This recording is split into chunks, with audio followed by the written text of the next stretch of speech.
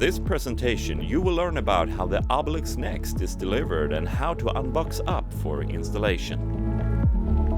Obelisk NEXT comes on a pallet packed in a box with handles. It can easily be carried into its new home by 2 persons.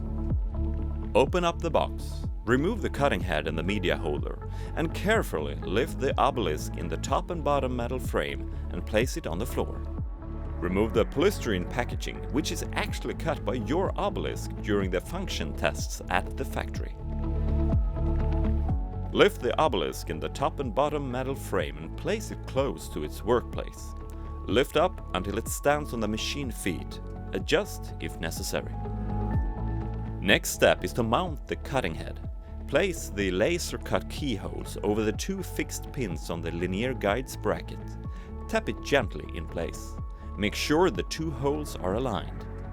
Lift the cover and cable chain. Plug in the electric connector and slide the cover in place.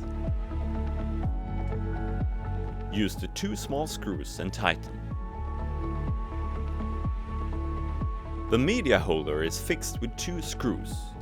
First, slide in the top of the media holder and mount the hex screw without tightening it. Now, place the bottom part in the bracket and mount the screw. Tighten both screws.